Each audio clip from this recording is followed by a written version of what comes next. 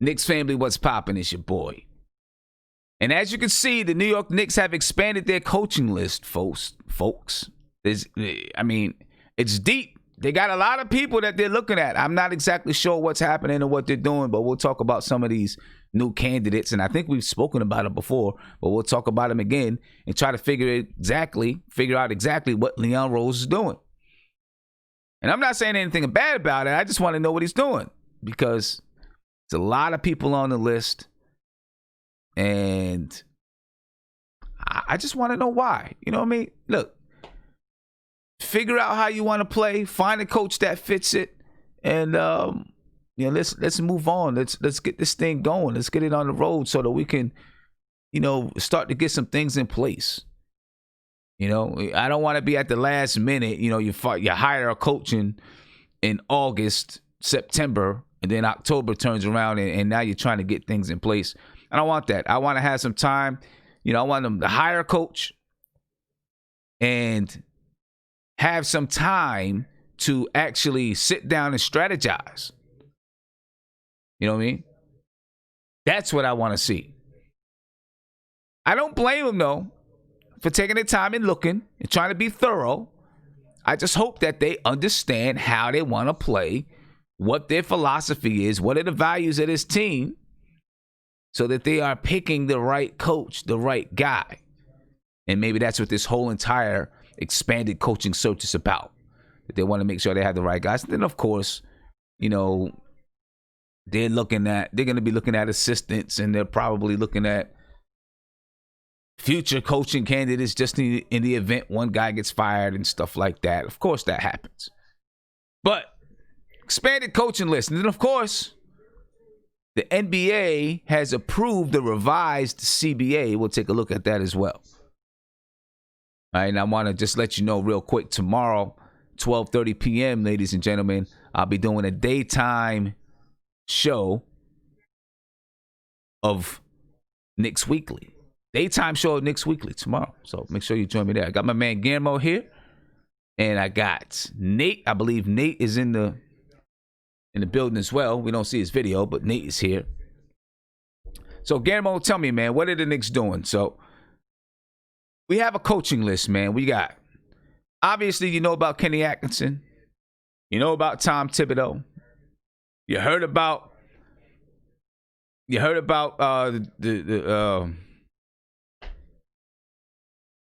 Aduko. You heard about him being a possibility. Who was the other guy? The assistant from Chicago. You heard about him being a possibility. Now you got Mike Brown. You got Jason Kidd out there. What's going on, man? I think they're trying to see as many candidates as possible. Which, look, I can't be that mad at. You just don't want the candidate to go away. I'm hearing stuff about Jason Kidd possibly. There's some news about it, but I think there's just a Giannis connection, which is dangerous. You don't want to just get a coach just because they may have a connection to one guy. That's really dangerous. That's backwards thinking. But I think right now they're just surveying the field. Look, it's June, it's late June, it's going to be July soon.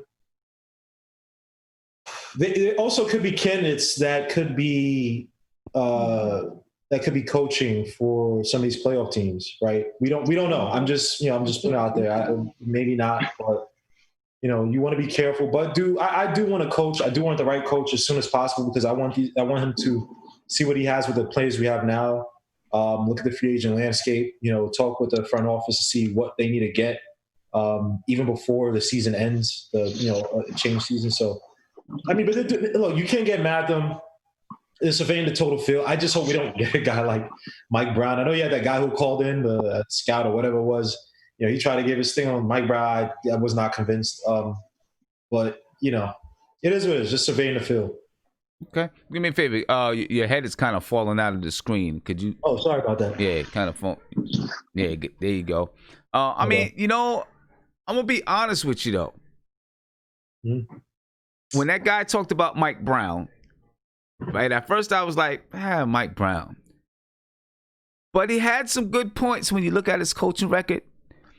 you look at, he's got a winning coaching record. Obviously, he had LeBron James, so there's just about anyone who's with LeBron James is going to have a winning coaching record. He had a winning coaching record when he was with the Lakers. And then, of course, he's been an assistant with the Golden State Warriors for the past few years. He's been Steve Kerr's main assistant. He's got, I don't know. Once LeBron, did Mike Brown, was Mike Brown there when LeBron left the first time? He was, right? He got fired. He got fired before LeBron left. He had like a 61 game season, and then they fired him. That's not a good sign. But that's not actually a good sign. The last coach I remember they fired, and it was a coach who still had talent, I believe, and because of the religious issues, Mark Jackson. But if you're getting rid of a guy, and I know LeBron James is Machiavellian, but I don't even think, even at that time, if Mike Brown was proving his weight in salt, was weight in gold, excuse me. You would think that he would stay and kind of guide that team to. Yeah, there's a lot of caveats because David Blatt, he was fired. He coached the Cleveland Cavaliers to, the best record in the Eastern Conference. He was fired after the All-Star. I think somebody said Mike Brown got fired when LeBron left. So it was like, you're just kind of a placeholder. We don't think you're going to be a guy who's going to actually build this team without LeBron. I don't think LeBron respected Mike Brown. That's from LeBron James is Machiavellian, so he can smile in your face and say, "Yo, man, you're part of the family," and next minute get you fired. So we don't know. We don't really know. But for the team itself, if they're getting rid of Mike Brown after LeBron leaves, that's not a good sign. That means that to Nate's point, you could have just been a guy that LeBron liked and didn't want to get rid of while he played on the team. So, to me, I look at Mike Brown's right, and then he goes to the Lakers. What do they have? They have. Was that with the bind? No, that was not that. That was Jackson. So after 2008-ish, 2009-ish, he goes around the time he goes to the Lakers. Lakers had who? LeBron. Kobe. They didn't get Gasol yet, right? And they didn't get Artest in that team yet because I was with Phil Jackson, I believe. So, he had winning seasons, but is he a developer? It's hard. It's just hard to say. He coached the Cleveland Cavaliers from 2005 to 2006 till 2009, 2010.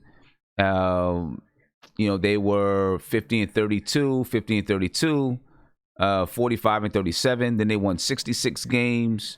Then they won 61 games, and then he was let go. Obviously, LeBron left, and he went to Miami, and he was let go. He went to the Lakers, and I'm assuming this was a short. He went to the Lakers in 2011, 2012.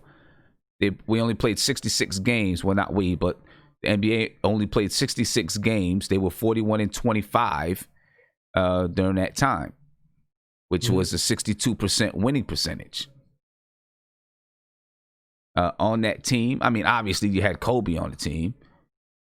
Right, looking at that team, let's see what they had on the roster. You had Matt Barnes, Steve Blake, Kobe Bryant, Andrew Bynum, Devin Ebanks, Derek Fisher, Pau Gasol, Jordan Hill, Metta World Peace, Luke Walton, Raymond Sessions.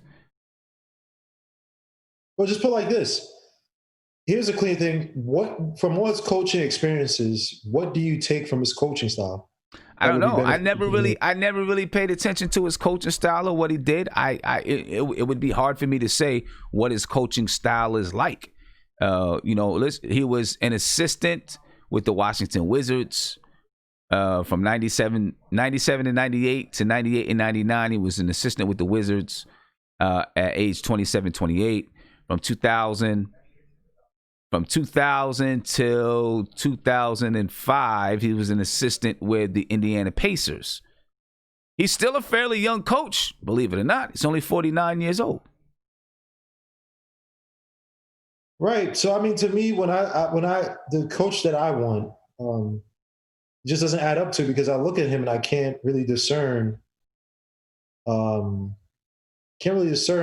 his impact would be or what his expected impact would be.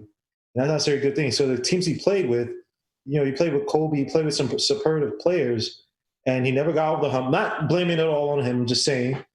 And I'm looking at it. They had to bring back Phil Jackson to coach that team, right? Ultimately, for the Lakers to win it the second time around. So, to me, I just don't. I'm not really high on Mike Brown. And people said Mike Brown's team played defense. Fair enough, but they also had guys like Verjao. They had LeBron James, who was still playing defense and putting effort on that side of the ball. So before let's put it like this: before Mike Brown became the head coach, they had LeBron James. LeBron James was drafted in 2003, right? So they were 35-47 under Paul Silas. Remember Paul Silas? And then they were 42-40 under Paul Silas. And then the next season under Mike Brown, they were 15-32. This is what LeBron James' third season. 15-32 in LeBron James' fourth season. Fifth season, 45-37. In his sixth season, I mean, they're 66-16. Finished first. They went to the. No, they lost to the Magic in the Eastern Conference Finals. And then they lost to the. Didn't Cleveland go to the finals? Yep, No, they didn't. No, they didn't go to the finals.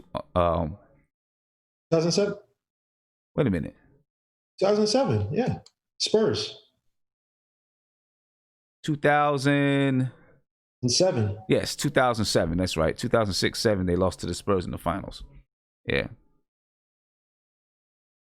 I don't know. I don't know what to think about it. If you could let him in, Isaiah's asking. Yeah, I don't know. I don't know what to think about him. You know what I'm saying? It's kind of hard to say. It's tough. It's kind of hard to say. Although, you can't deny his you can't deny the record.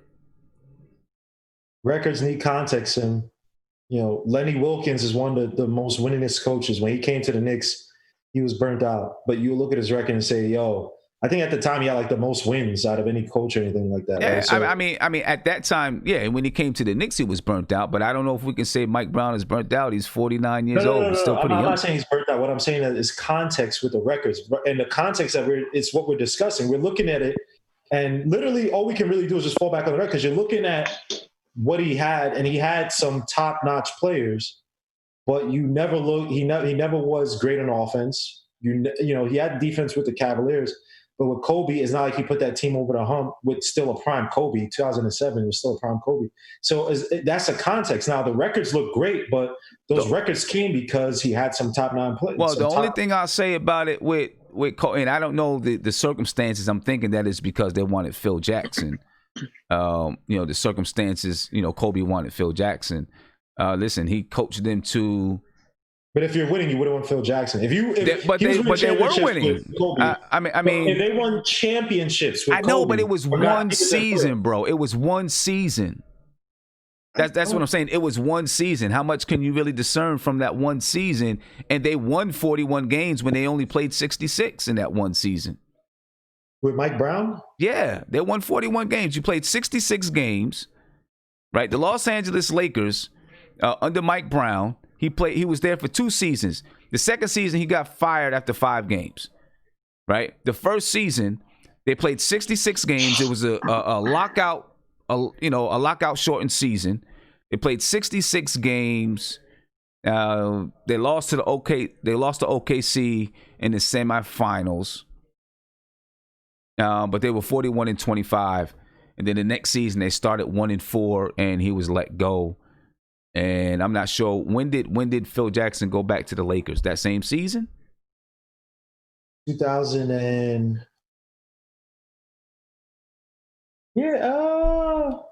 was it 8 or not? Was it 8 and 9? Let me see.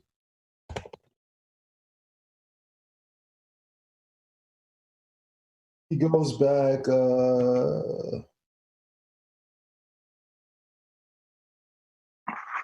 Let's see. 2005? Oh wait, what?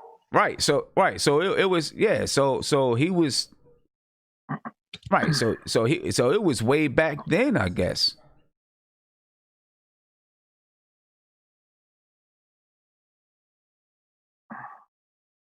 Let me see. Mike Brown's. Oh, what's going on? Yeah, it was. Let me see. So Phil Jackson. As a matter of fact, Mike Brown took over for Phil Jackson. Phil Jackson finished up with the Lakers in 2010, 2011. They were 57-25. He finished up with the Lakers. Mike Brown came in the next year. They were 41-25. And then the next season, he was let go. They lost in the first round that next season to the Spurs, but he didn't coach them. And then Mike D'Antoni coached them that season. So Mike D'Antoni, he took over for Mike Brown, right? In 2012, 2013. And then in 2013, 2014, Mike D'Antoni was the coach. They were 27-55. And then Byron Scott was the coach, and they were 21-61. Then Byron Scott was the coach again. They were 17-65. So, hey Sim, I got a question. Yep, go ahead. So it's kind of a two-part question. First off, what do you think of J Kidd possibly being interviewed for the Knicks job? And do you think that might be a way to maybe lure Giannis to New York? I don't know. I'm gonna get to J Kidd. I want to finish up about Mike Brown. Okay. And then we'll get to Jason Kidd. Just trying to figure this whole thing out. Let me just look at Mike Brown's coaching style. I don't know what his coaching style is. You know what I'm saying? It's hard to say what his coaching style is, but wherever he's gone, he had two losing seasons because he was 1-5 when he was fired by the Lakers. And then when he went back to Cleveland and he coached 1 year in Cleveland, then he was let go again. And I think I heard about Mike. Go ahead.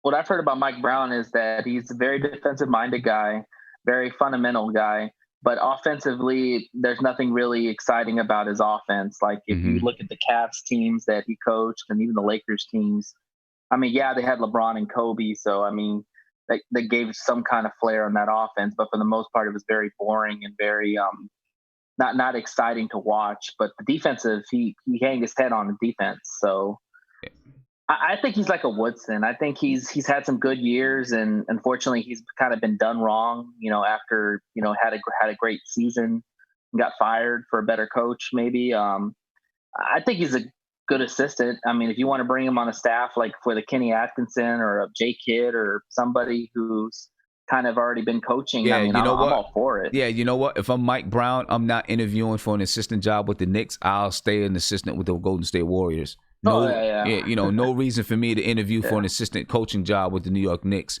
when I'm the lead assistant with the Warriors, and they're a team that's going to come back next year and probably be good. So Mike Brown coached the Cleveland Cavaliers in 2013, 2014. They were 33-49. That was the season before LeBron came back, and then when LeBron came back, they fired Mike Brown and they hired David Blatt. And then they fired him. and then they fired David Blatt and hired Tyrone Lue. So apparently Cavs don't know how to keep coaches or don't want to keep coaches. I mean, just trying to look at about Mike Brown, because wherever he's gone, he's done well. Besides those 2 seasons as a head coach, obviously he's had talent. So it's hard. Like Mike Woodson. Mike was the same way. Mike Woodson's had a lot of success where he's gone and played and coached, but he's just gotten kind of the cold shoulder when it comes to keeping him or extending him. But look, he's actually helped to bring a team to the NBA Finals, and then he's won, not as the head coach, but as an assistant coach, he's won some NBA championships with the Golden State Warriors. So, I mean, if anything, he does deserve a look by the New York Knicks at the very least. I would say that at least. because he does have some coaching history and experience. Sim, are you going to talk about the Dallas assistant that has kind of been coaching Luka that the Knicks were looking at too? Are you going to talk about him at all? Anybody that the Knicks are looking at, we're going to talk about. You know what I'm saying? Okay. You know, I'm really not interested in the Knicks hiring someone because they coached a player or they know a player, or, you know, because they're trying to lure this guy or that guy. I'm not interested in that. I want to hire somebody that's going to help us to set a foundation. Forget about these other players, right? It clearly does not work. You know what I'm saying? Mike D'Antoni was supposed to bring LeBron James and this and that because they liked playing for him when he was, you know, with USA basketball. Thank you. You know, what's it called? I can't even think of his name. You know, he was supposed to, you know, be able to attract Kevin Durant, right? You know what I'm saying? Right. Fizdale, well, David Fizdale. I'm not saying recruit him. I'm just saying the development. He worked with Luka to work on his game. I'm just saying, you know, we have young players that need more development from coaching. So yeah, that's cool. Yeah. You know what? That's one player, though. That's one player that you're talking about developing. That's one good player. Luka's a good player. But man. but not everyone's going to develop like Luka, right? Exactly. So what you tell Luka may not work for RJ Barrett. What you tell Luka may not work for Dotson. Well, what or whatever, I'm saying right? is, it's nice to have one guy, but again, Luka is also the thing with Luka is that you're talking about literally him coaching one guy.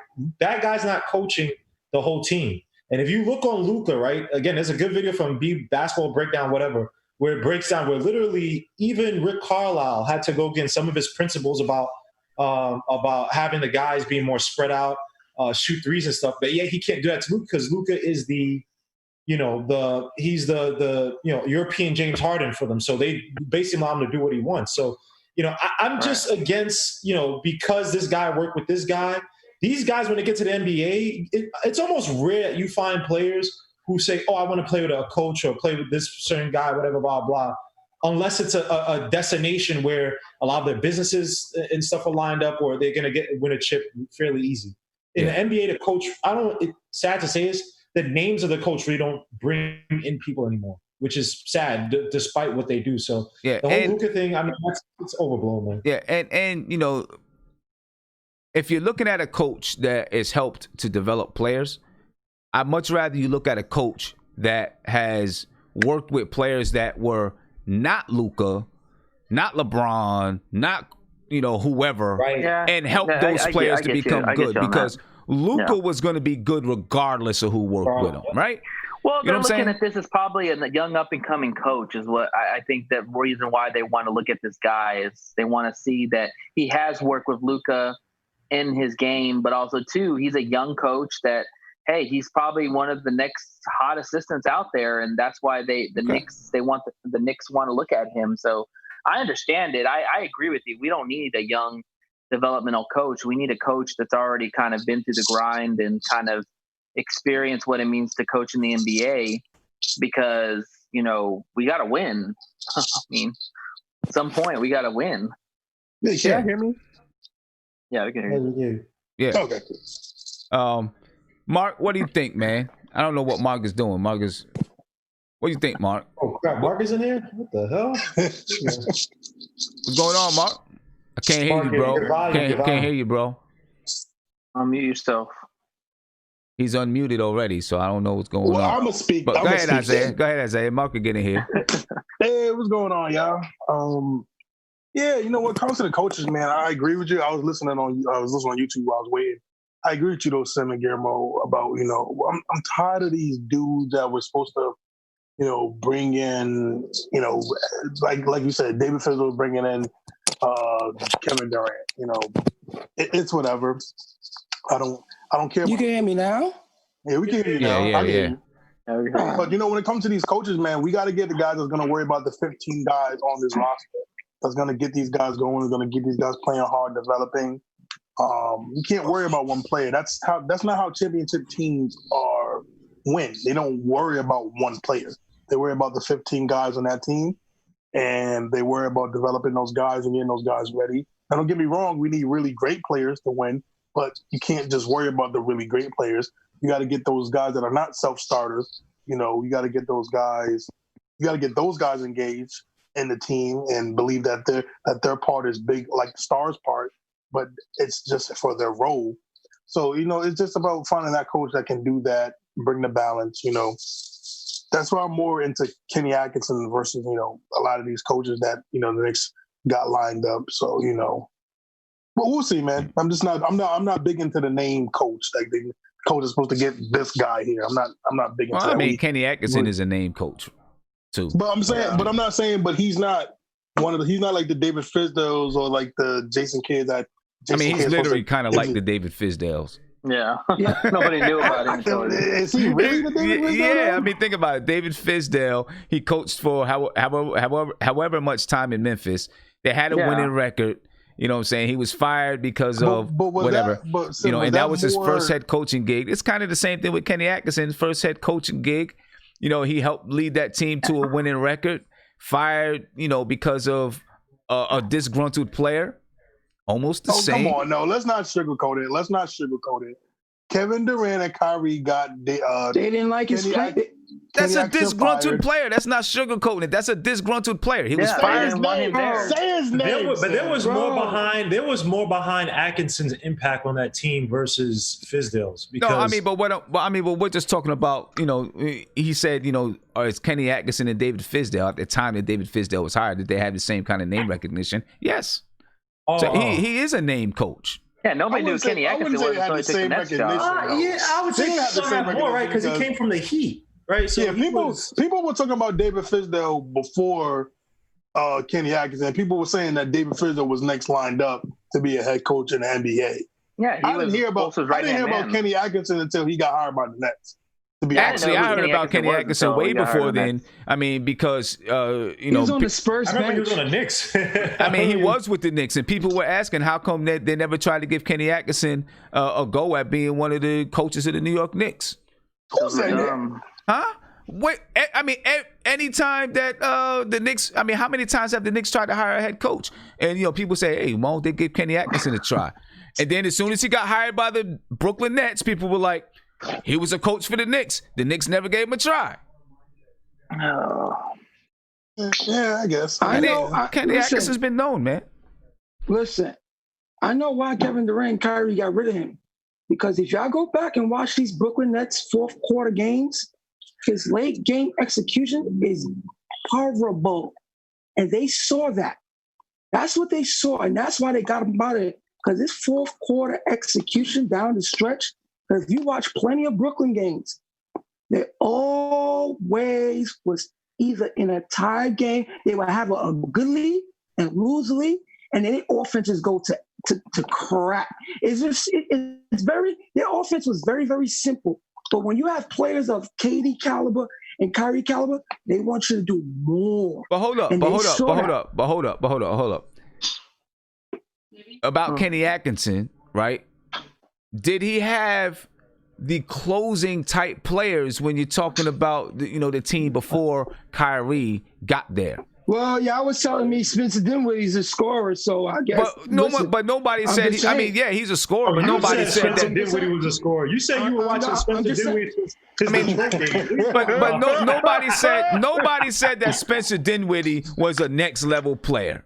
Nobody ever said that, bro. Come on, man. You said that, Mark. Look at Mark. I'm just saying, hold on, Sam. Hold on. Even if you don't got that guy, when you watch his offense, it's strictly pick and roll offense. And sometimes players of that caliber see things. He doesn't do anything different. Y'all can go watch it for yourselves. I'm just telling you what they saw. Well, it was more than just the offense. It was the defense, too. Again, Kyrie Irving is not. Kyrie Irving wants the ball in his hands. Yeah, a lot. He has a shooting guard and a point guards. Because you know the funniest thing is the pick and roll. One at a time. I'm sorry. No one's complaining about the pick and roll offense that year before Kyrie. All these guys came. Everybody started complaining about it when those guys are finally the team. And when Kyrie Irving sat down, what happened? That team was winning again. So yes, Kenny Atkinson does have to upgrade his X's and O's. They can be a little bit archaic, i.e. when we played them and we destroyed them and we made them set that record for lack of field goals or whatever it was, right? He does have to upgrade that. But one thing he can do is make individual players better. He can develop those players. And even with the pick and roll, one thing I like with Kenny Atkinson, consistency in terms of the offense. Because you know the Knicks offense is dump it down to a big guy down low and let him work and hope for the best. But when we were actually running the pick and roll with RJ Barrett at the end of the season or a little bit before the end of the season, he was succeeding in getting space and scoring and getting to the bucket again. This is after he had a little ankle injury, all that stuff. So Kenny Atkinson, everybody wants to go back and, revisionist history. Okay, Kyrie Irving's the same guy that couldn't make it work with the Celtics. Kyrie Irving's the same guy who is literally a shooter. But that Celtics team was winning when he was on the floor. KD is the same guy that complained. KD is the same guy that complained about how he was playing OKC. Ran over to Golden State to go and play in the system. Now he wants to play outside of a system again. So, again, Kenny Atkinson, he may be arcade, or not say arcade, but a little bit limited in what he was doing. But let's be honest, he got fired because the two big free agent signings who's supposed to make Brooklyn better than New York said that Kenny Atkinson needs to go. And then everybody started chirping. That's why Spencer Dinwiddie don't talk trash as much anymore because he knows he's about to go. And Joe Harris was like, oh, yeah, Atkinson, he kind of wasn't, treating something to play, blah, blah. But Joe Harris wasn't saying that when he went to the playoffs and he looked like a legitimate a three-point specialist for that team. So there's a lot of context that goes with why Kenny Atkinson was fired. Now everybody wants to talk about, his offense. And yes, statistically his offense wasn't the best, but he made it work with a lot of players in that team that, let's be honest, individually, they're not lighting it up. D'Angelo Russell, is he lining up? No. Jared Allen, is he going to light up and he's leading to? No. LeVert, even LeVert with his production wasn't that great. He was getting hurt every other time. Did he find value in the Nets? No. Yes. Y'all keep talking about the offense. I'm telling you, the defense was the issue. I watched some of those late games. It was horrible. The defense execution was terrible. It was horrible. I mean, it was horrible. Wait, are you talking about Brooklyn this year? Yeah, I'm talking about Brooklyn. A lot of the breakdowns and losses because of their defense. They couldn't defend at the end. Hey, one at a time. Let somebody finish before you start talking. Let's try to keep it short so people can go. But one at a time. I was saying though, like who were the defensive stoppers on that team? I mean, who played defense on that squad? Karis LeVert is a decent defender. Karis LeVert was hurt. The year before they had the dude. He went to Toronto. Carroll. No, not Carroll. Nah, he has like another weird. Hollis Jefferson? Hollis Jefferson.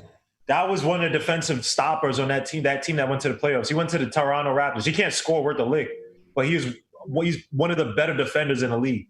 And so I'm just saying, what he had last year, it wasn't pretty. Guys were getting hurt. But again, when Kyrie Irving went down and they had Spencer Dinwiddie play from the point guard position, they were winning games again. So that's all I'm saying.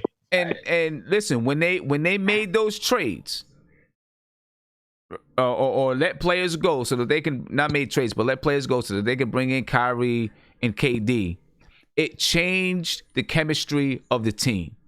It happens. You change the chemistry of the team, everything changes from your offense to your defense.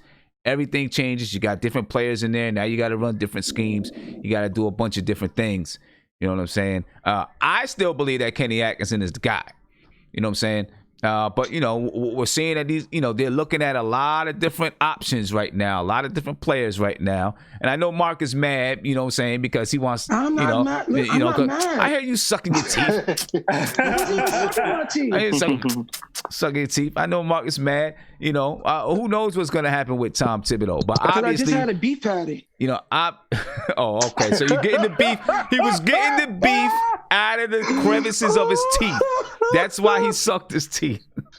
You want me to show you the bag? I don't want to see the bag, man. It's all right, Mark. It's all good, man. It's all right. Stop eating that to me. But what's up with Jason Kidd, man? Jason Kidd. So Jason Kidd is on the list. No. Yes. Jason Kidd is on the list. I'm confused at this point of the coaching. It's just like I think Leon Rose is going to do what he's going to do because he's just going to do what he feels. So as of right now, I don't know who is coach number 1, coach number 2, or coach number 3. He's going to leave no stone unturned. One at a time, Nate. One at a time. Let him finish. Go ahead, Mark. I just feel like he's going to do whatever he feel is great for his staff and what he wants. So as of right now, it is a question mark. I don't know if Tom Thibodeau, I don't know if Kenny Atkinson, I don't even know. He's just talking to 15 other people. If whoever he feels like he's gonna go with, he's gonna go with. And then we just have to stick with it. That's just how my attitude is when it comes to the Knicks now. Whatever they do from now on, we're just gonna have to go with it. We just gonna have to go with it. So that's how I feel right now. Yeah. I'm obviously, we just gotta go with it. So check this out. I was reading, Mark Berman every day or every other day, just answers mailbag questions. And he said that from what he understands and what he knows, Leon Rose wants to make the playoffs next year.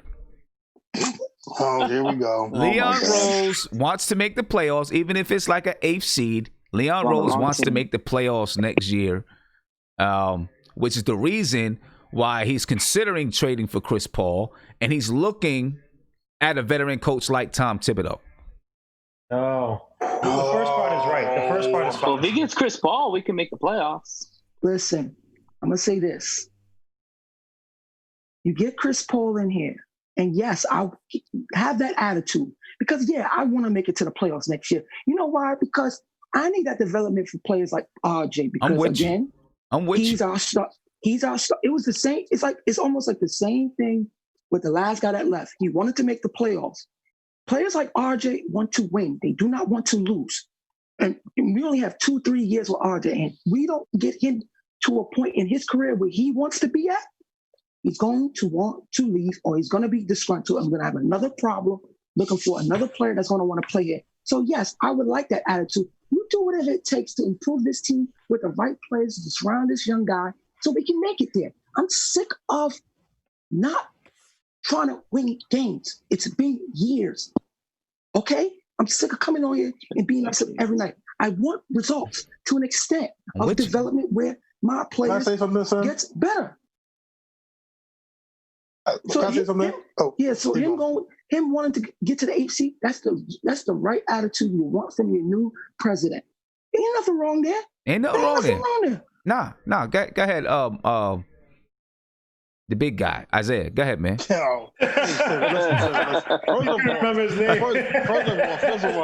all, let me tell you the disrespect about Simeon. I'm a little bit tired right now. When I came down there the first time, first thing you're supposed to make a point.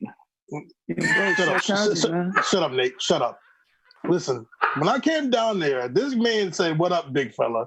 He called me big fella the whole time down there. I don't like that, Sim. You know what? When I call they call Shaq big fella. All right, but check it out though. How can I not call him big fella? He goes to there's a place called Mission Barbecue, right? He goes to Mission Barbecue. There you go, man. Ain't no here you go. He goes to Mission Barbecue. He comes back. He comes back with a huge rack of ribs. What? Right? Not mashed potatoes, macaroni and cheese. And whatever sides come along with it. And then he also had pulled chicken with it.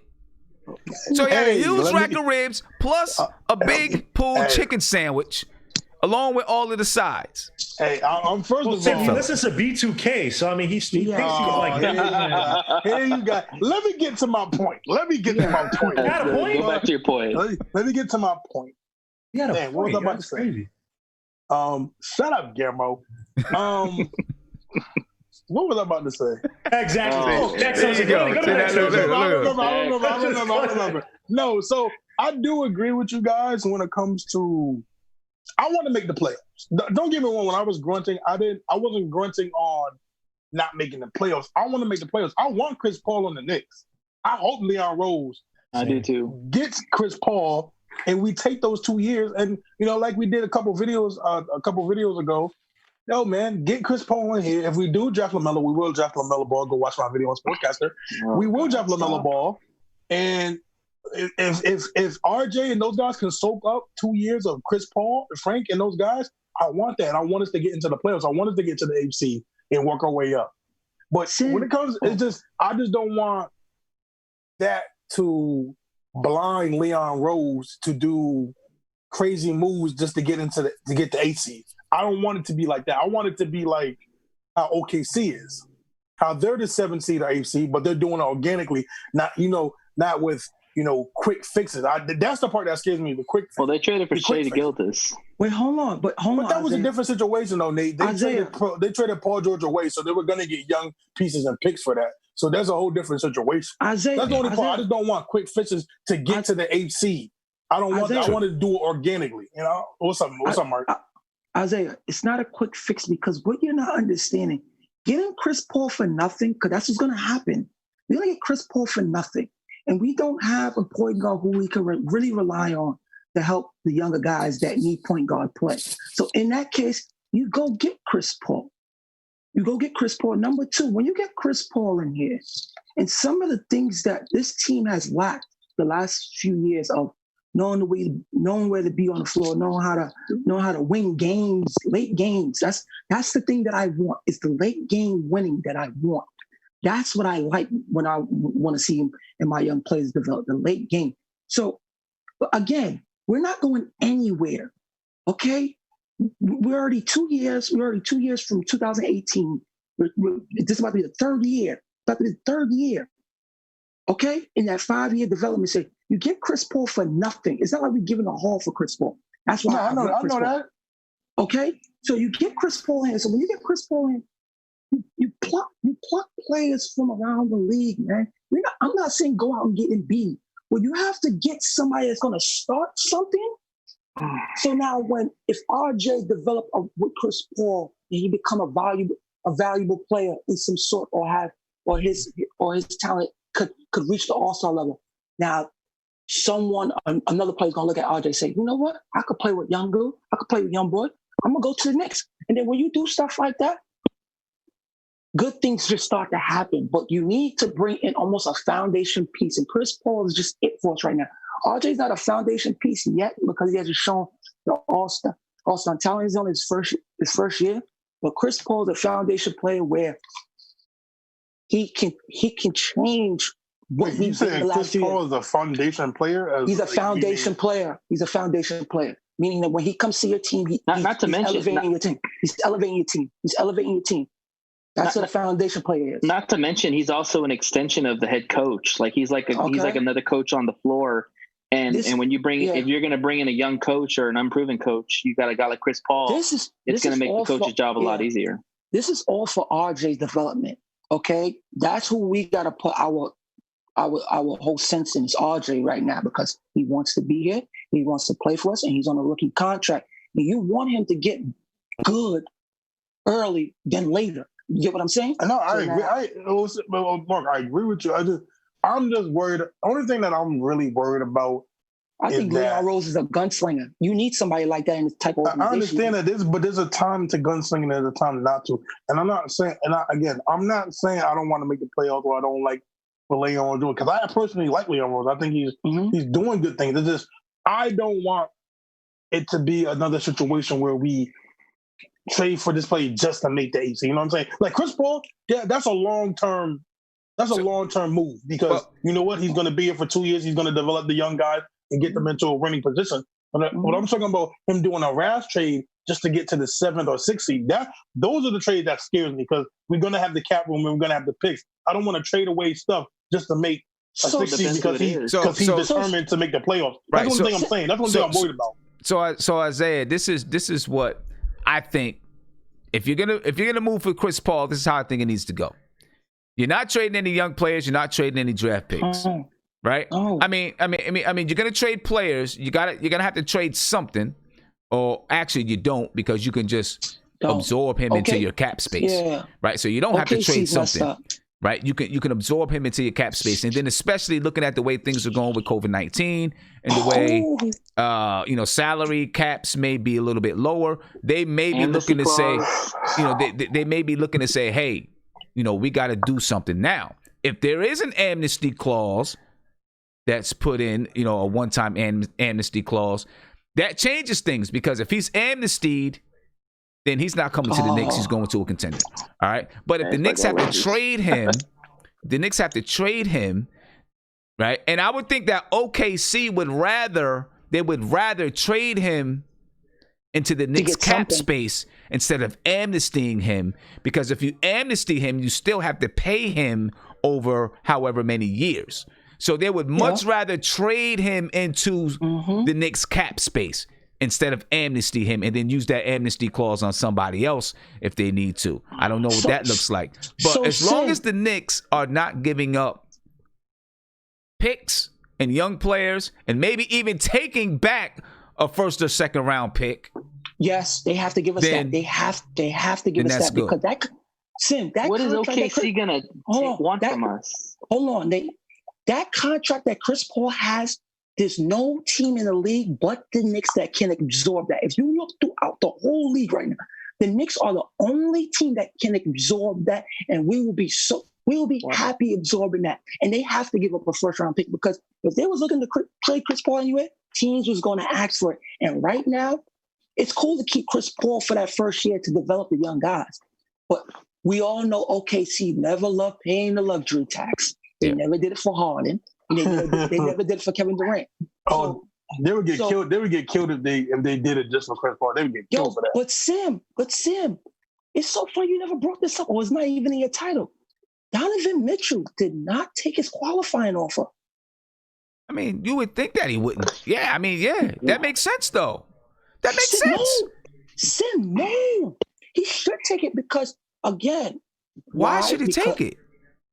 Because if he doesn't take it, right, why should he? If he takes the qualifying offer, that means he's playing well below his market value, and then he's going to be an unrestricted free agent the next free agency, not this free agency. He'll be an unrestricted free agency the next free agency. If he denies it, now he's a restricted free agent. He can go out, get his market up, let teams say, oh, yeah, we'll give you this, we'll give you that. And then the Utah Jazz have to. I think he's going to pull a Gordon Hayward. I'm saying it from right now. He's going to pull a Gordon Hayward in the next year, too. He's going to pull a Gordon Hayward. I do want to say Donovan Mitchell is a Knicks fan. He was a Knicks fan. That's not even that. He's going to pull a Gordon Hayward, and that's all I'm going to say. He's going to pull it.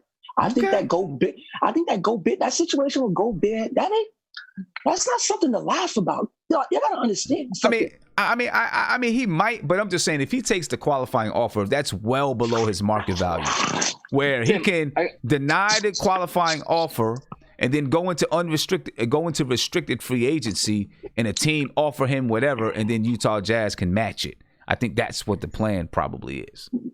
No, I think it's the other way around, Sim. No, man. If he accepts the qualifying offer, that means if he accepts the qualifying offer, that means that he may be looking to leave if he would have accepted it. Because that's means, what I just said. You said he denied it. Oh, yeah. Okay, yeah, he denied it. You said he denied it. You said he denied it. Sorry. Yeah. Hey, Sim, I got a question for you. Well, hold on, one second, Nate. So here's the list of coaches right now. Obviously, we talked about Tom Thibodeau, we talked about Kenny Atkinson, Mike Brown, Jason Kidd, Mike Woodson is in there, Mike Miller is in there, and then you got Pat Delaney from Orlando, you got Chris Fleming from Chicago, Will Hardy from San Antonio, Jamal Mosley from Dallas. That's who Nate was talking about. And then you got Imaduka from Philadelphia, who by the way is married to Nia Long. Yes. What? Yeah, he's married. How you get that? Hey, I don't know, but he's married to Nia Long. But we need to consider coaches who have ugly wives, because we have Fizdale. Did you see and his wife is bad, so we need some scraggly looking. Wait, who had Nia Long? Who Nia Long husband? Imaduka from Philadelphia. Oh, she got an African brother. Okay. Listen, it's not Udoka? Yeah. Ugly dudes get all the girls. I'm telling y'all that right now. Fizdale's wife? It's a fact. It's a fact. Mark got all the girls there. I'm just saying, ugly guys get all the girls. I'm just saying. Tim. Yo, well, all right, go ahead, Nate. Okay. I got a question. Okay, so regarding Chris Paul, outside of an amnesty clause, I mean, I do agree with you. If there's an amnesty clause that the NBA does do, he more likely will go play with the Lakers or a contender for sure, so he can win a ring. But my question is, do you think that Oklahoma City's really going to take really nothing to give Chris Paul away? I mean, yes, Sam think Presti's about not an idiot. They're trying to They get have rid of no that contract. choice. Yes. Think about it. They have no choice. Yes, right. They would have to if the salary cap drops, and everything is going to depend on what happens with the salary cap. This is the reason why they're really trying to push for this NBA season to restart. You know, because they want to make sure that the salary cap doesn't drop. But if the salary cap drops, I don't know what OKC's salary looks like right now, but they may be looking to say, "Hey, we gotta free up some salary cap space." Sim, Chris they Paul- paying Steven Adams. They paying Steven Adams over 25, Shooter 20. Sim, I was just about to say that. Gallinari about 18 to 20, and Chris Paul at 38. That's well over $100 million. Mark, look at just Chris Paul and Steven Adams. That's what Chris Paul's 35, Steven Adams 25. That's 70 million. I don't know my math. $60 million. So Nate, so in order to get under the salary cap, right? They can say, you know what? Let's move Chris Paul. The Knicks can have $48 million or something like that in salary cap space this summer, Right. or not this 52. summer, in October, right? 52. You know, well, you got to add in the draft picks. You know, there's a hold for the draft picks, but Yeah, you give him yeah. But so if they have enough room to be able to absorb his contract, well, basically they can say, okay, we'll give you Chris Paul for nothing. And it frees up that, even if they amnesty him, they still got to pay him. And they don't want to do that. And they don't want to have to do pay that. him. So they can give him away to somebody. They free up $40 million so that they can make some other moves.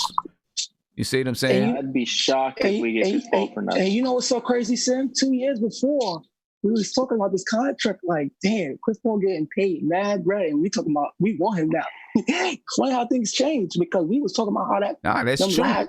last 2 years it's Chris horrendous. Paul can still play, man. No, he can still play, but where we are right now, because we're 2 years back again, like we're back at the doorstep again. So it makes sense to just get Chris Paul to just try to make whatever guys that we have better on this team, because damn, we need a point guard of some case. So in 2019, 2020, OKC, their team payroll is $133 million. Oh my God. That's for this season. For next season, their payroll goes down to $103 million. That's guaranteed money. We don't know what the NBA salary cap is going to come in at for next season. But isn't it at 109 right now? I think it's like I think it was expected to be like maybe 115 or something like that. I'm talking about right now. Is it is that 109 right now, right? Yeah, something like that. And I think it was it was expected to be at like 115 or something like that for OKC just want to get under that tax. Y'all think that if they wouldn't pay James Harden $4 million, you think they want to pay Chris Paul 38 at 35 years? Come on, man. Mark, they can't do it just because of the optics, like you just said, man. Yeah, if they let James Harden go for $4 million, they're gonna keep Chris Paul old ass. Come on, you can't do that, bro. You can't. You can't keep Chris Paul on your team, man. You know, so who knows how that'd be? And listen, Chris Paul, he makes $41 million in 2020, 2021. Oh my God! And then there's a player option. There's a player option for 2021, 2022. No, he's taking that. And he's taking that because that's $44 million. What's LeBron getting paid right now? What's LeBron getting paid a year? Still not even that. OKC went to him and asked him, like, yo, could we do a deal? He said no. Everything is guaranteed. He's 44 at 36 million at 36 years old. No, you're not. Hey, Sam. If the president of OKC tried to call me, talk about, can we work a deal?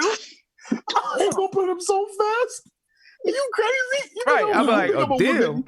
Exactly. I'm like, listen, the only deal that we working is if we absorb his contract. Yeah. I'm not giving you anybody. And Sim, this is why I'm lying about that. I would, if you have players that you don't want, that you say, you know what, we're willing to let this go, because if you do that, then you help your salary cap. So, for example, say they did trade Julius Randle. right? He can go. Say I'll they be cool did with trade that. Julius Randle to him. That would be $18 million that now, even though they're not going to waive him, that would be $18 million. So now, even though you take back Chris Paul's $45 million, right?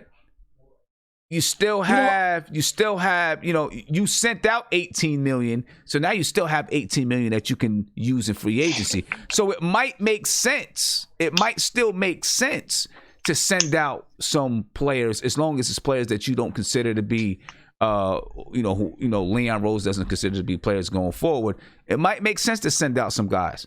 What if he trades Kevin Knox, because you know how he feels about him right now? He's not sure. I mean, he's not sure because he's not sure because he didn't get to see him play the rest of the season. People take that whole little article way out of context, I think. I'm saying he's disappointed that he didn't get to see him play for the remainder of the season. I think he's going to want to see him play next season before he makes a decision on him. Well, the article was written wrong, in my opinion. I think it kind of painted him in the wrong way. Next year is Knox. Like, it's not about his skill set. It's about if he wants it. That's what they're watching. It's like it's not that. Listen, I love his skill set because he can shoot, drive. He has things to him. You question his love for the game. You just question when he's out there. Like, do he want to play? And people watch that, man. Small people see that. It's not his skill set. I don't think it's his skill set. It's just his want out on the floor. Yeah. Does he want it?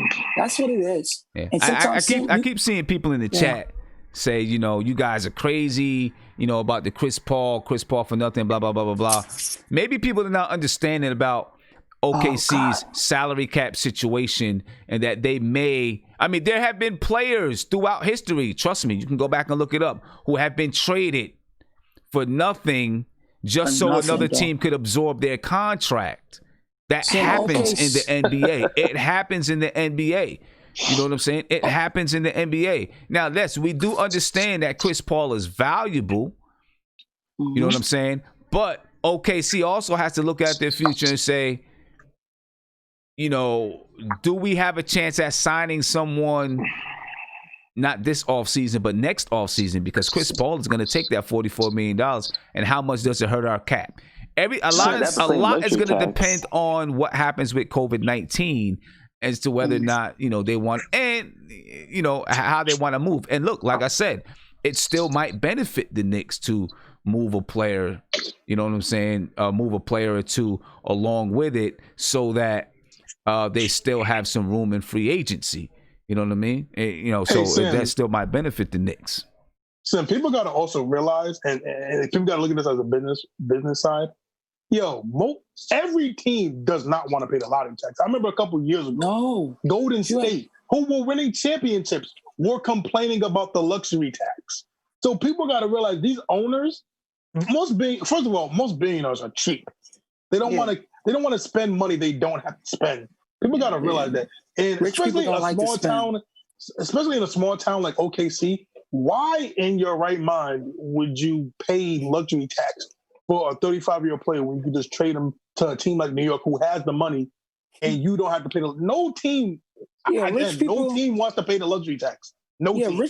Rich people borrow other people's money to get rich. What makes you think they want to pay out their pocket? Come on. That's how they operate. Rich people they borrow other people's money to make their money. They don't like paying luxury tax. Especially they would have to pay, I think, $1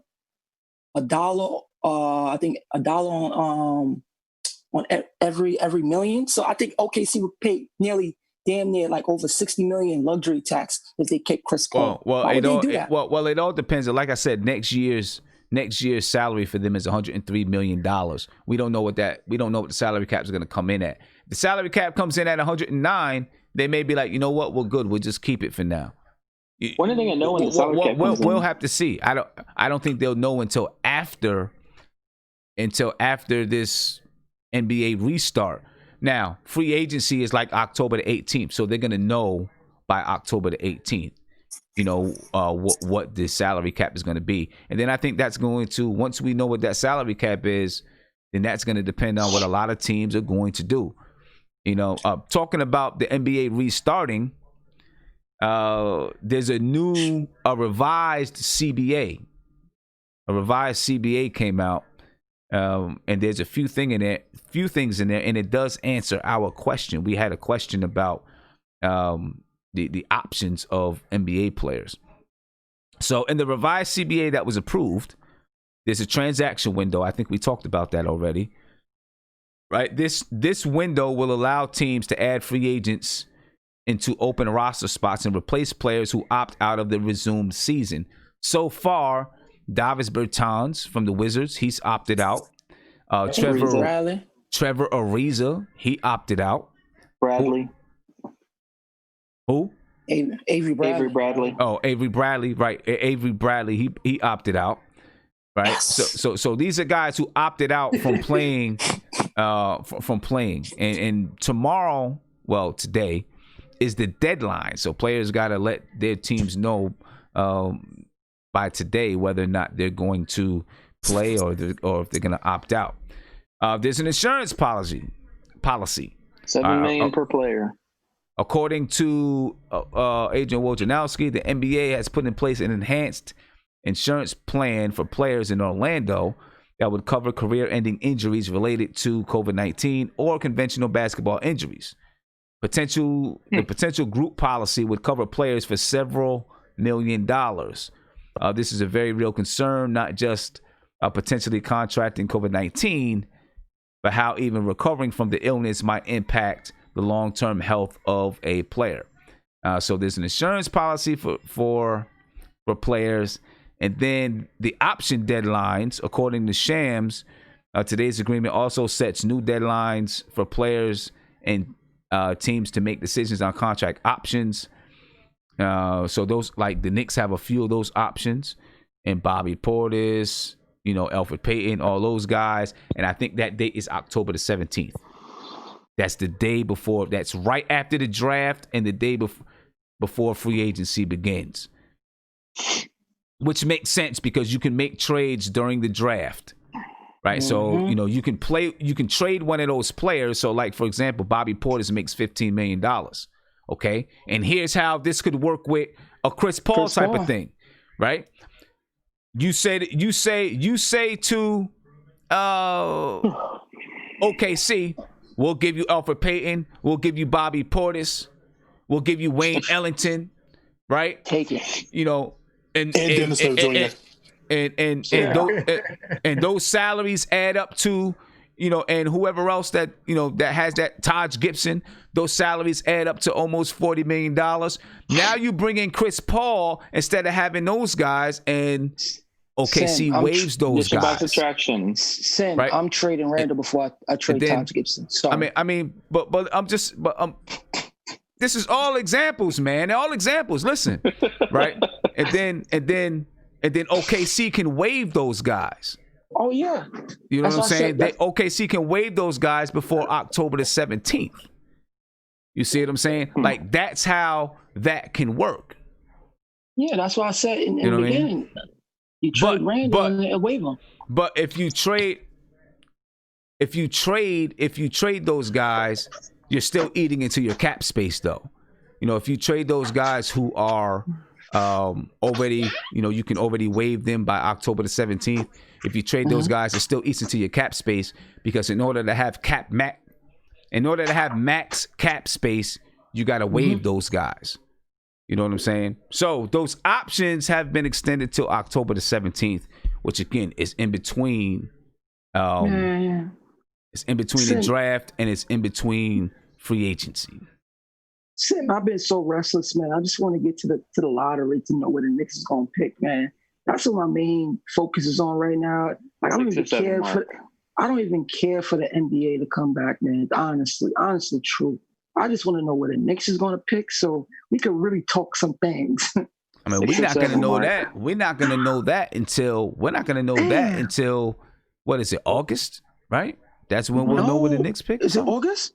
Yeah, that's when. Is it August? I think August is when we'll know when the Knicks pick. I think that's when the lottery is, and then the draft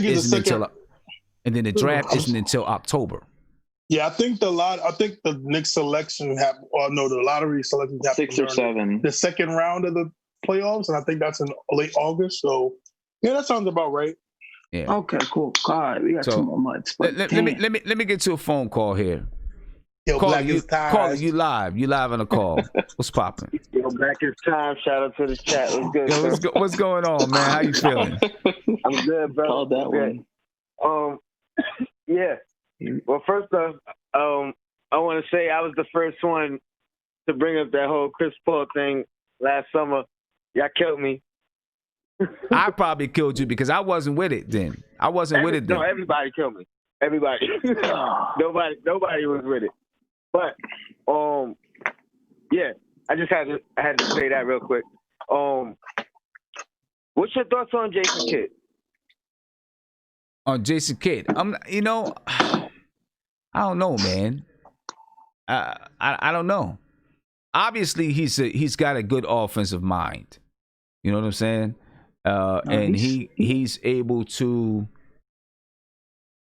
We seen it when he was with the Knicks. He was everything for the Knicks. You know, I don't know. What's your take on him? I mean, it's crazy because that's really all I have to go on is his time with the Knicks. Because honestly, I wasn't really watching Brooklyn that next year when he was coaching there. I did watch a little bit of Giannis or his time with Giannis. But just based off of his time as a Knick and being the great point guard that he was, I think that's and an NBA champion. I think number one is gonna, all the players are gonna respect him. You know what I mean? It's not gonna be nobody disputing if they should, play under Jason Kidd. So I think that's a good sign. I'm really not sold on Tibbs because I think depending on the player, he may just rub them the wrong way.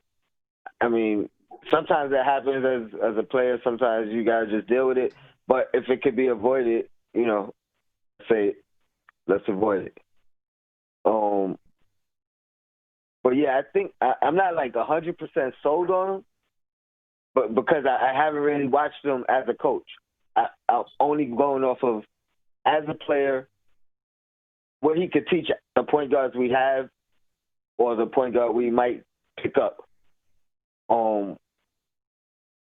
And then I'm assuming, he has a great basketball mind, so I'm assuming he can coach. But I don't know. I don't really know anything about him, so I can't. I'm not basing it off of his coaching. I'm trying to get information, honestly. Like, yeah, and the thing that worries me is he's had awkward exits every place that he's been as a coach, right? In Brooklyn, he coached for one season in Brooklyn. They were 44-38, underwhelming. I guess it was supposed to be. I guess that was an underwhelming record. But you had an old Paul Pierce. You had an old Kevin Garnett. You know what I mean? Like those guys were old. Those guys were done. But they were 44-30. You had Joe Johnson and Darren Williams. They were 44-38. First year in Milwaukee, they were 41-41. Then they dropped to 33-49 the next season. The season after that, they were 42-40. And then they were 23-22, and he was fired in 2017, 2018. I don't know. I don't know. And then in Milwaukee, immediately when he was let go, they finished that season 44-38. And then the following season, it was 16-22 under Mike Budenholzer.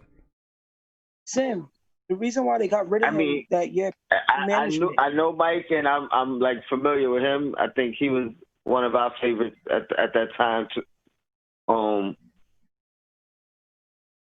But yeah, I mean, I don't know. I do feel like we need to have either a Chris Paul or a coach like the Jason Kidd someone that is gonna really teach the game from a player's perspective.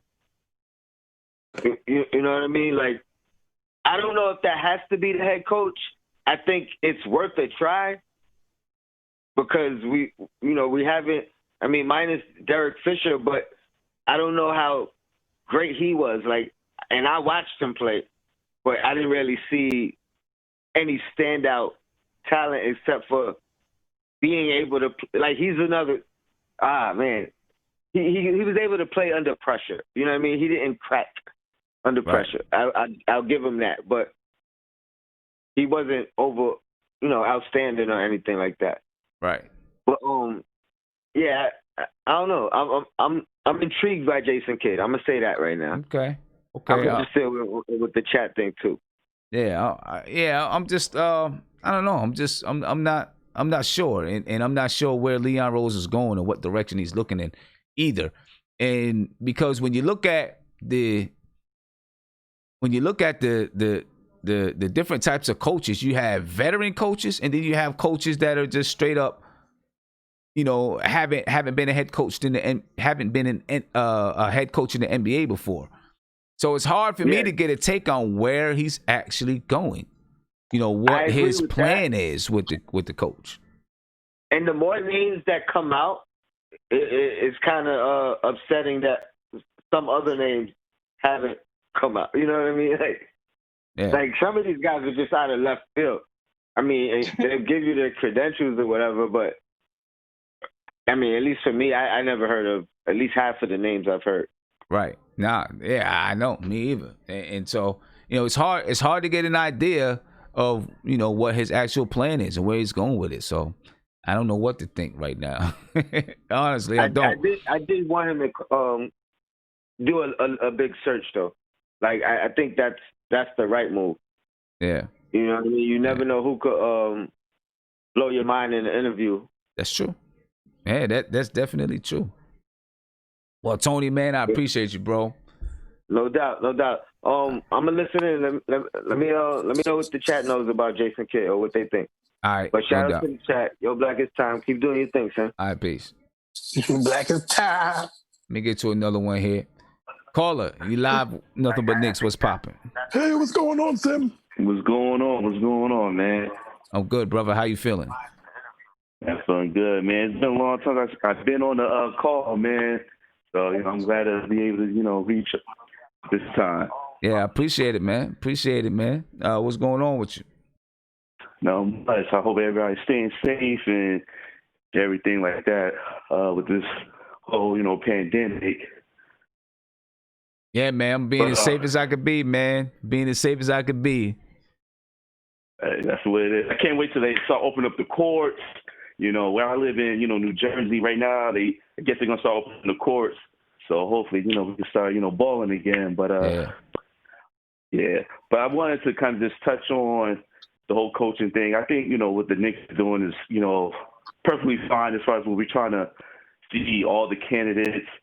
So this is just part of just doing the due diligence of everything. But I really feel we should really aim for Woody. And I know there's a little part of the community that, no, Woody, don't only bring him in, but I think we really had to bring in Woody.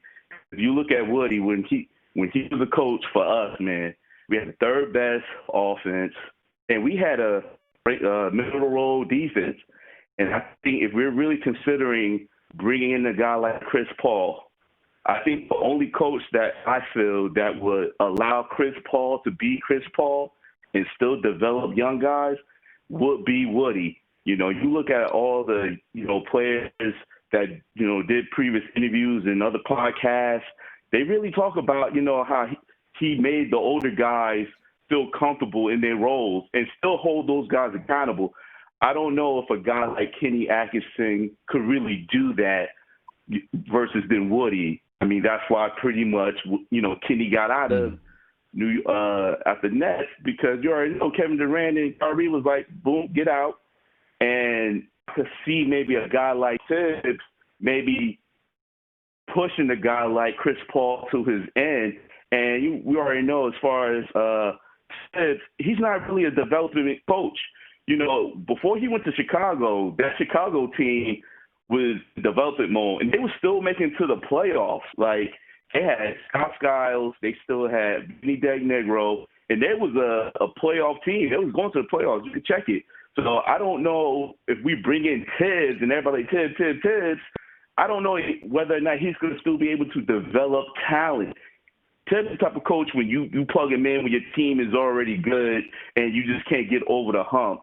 So I think we should definitely go with Woody, because you look at guys after Woody that we had with the Knicks, and, you know, everybody says we had that injury play second season and Phil wanted to do what he wanted to do. But when you look at guys like Copeland was balling. Then he went to Indiana, he didn't do nothing. You look at even JR. I mean, he gave JR the green light, but he gave him a green light with structure. And that's why JR did what he was able to do that year. So I really feel we should really bring in Woody, man, as our coach. Okay. If it can't be Woody, then I don't know who else but Woody, man. And look, I don't have a problem with Woody. I think he probably works better, in my opinion, as an assistant. You know, you talked about his offense. Let me ask you this: was it Woody or was it Jason Kidd who made the offense hum? No. Sir. I think it's a combination of both. I think with Woody, I think his only weakness is he's not really a X and O's type of coach.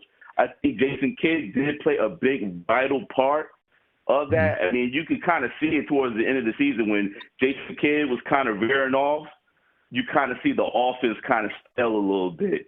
But I think if you do bring in Woody, you have to bring in another coach, kind of like how LA did with, with Frank Rogel, and they brought in Jay Kidd. So if you are going to bring in Woody, I think you bring another young offensive-minded coach, kind of help more with the X and O's. But I feel like, you know, when you look at Woody is more he's a guy, once again, I think with he brings in structure, but he's going to allow you to play to your best version of yourself. So I think I think a lot of things that Woody don't get credit for, like putting Melo at the 4, that was kind of beyond that time, because at that time the NBA was slow. No one was really thinking about playing small ball before, with fours.